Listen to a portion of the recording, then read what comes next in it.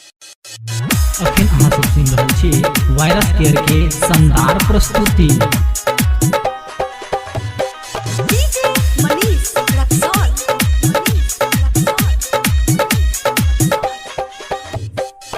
जब से एले नया साल जबाना छोरी दीवाना भ गेले।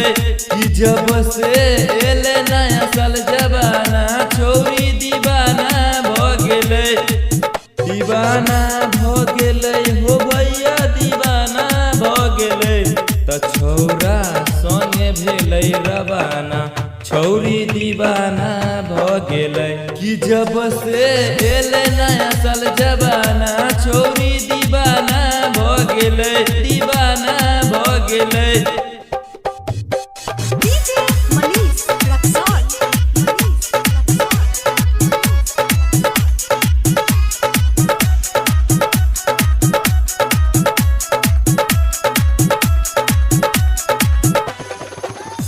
कि नहीं छै पुराना उ दिन आबि गेलै नया तारीख। ओ भैया आबि गेलै नया तारीख।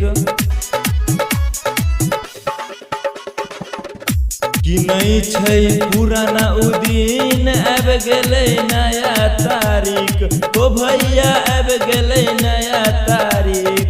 त छौरा देख लेलकै छौरी के सब खजाना छौरी दीवाना भ गेलै।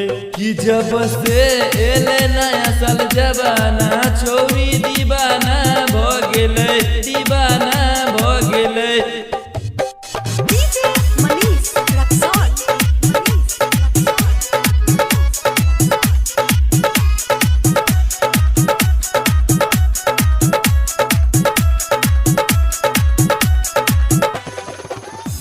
त एकर उम्र छै काच छौरा करबे करतै नाश। ओ भैया एकरा करबे करतै नाश। त एकर उम्र छै काच छौरा करबे करतै नाश। ओ भैया एकरा करबे करतै नाश। त देखह बदल गेलै जमाना छौरी भ गेलै दीवाना। कि जब से एले नया साल जबाना छौरी दीवाना भ गेलै।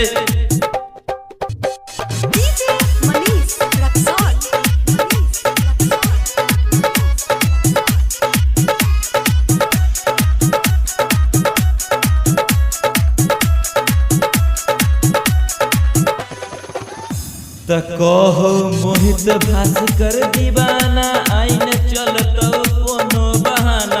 ओ भैया एकरा चलतै नै कोनो बहाना। त कहो नीतीश राजेश दीवाना आइन चलतौ कोनो बहाना। हो भैया एकर चलतै नै कोनो बहाना।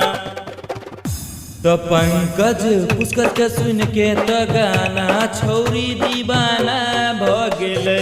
कि जब से एले नया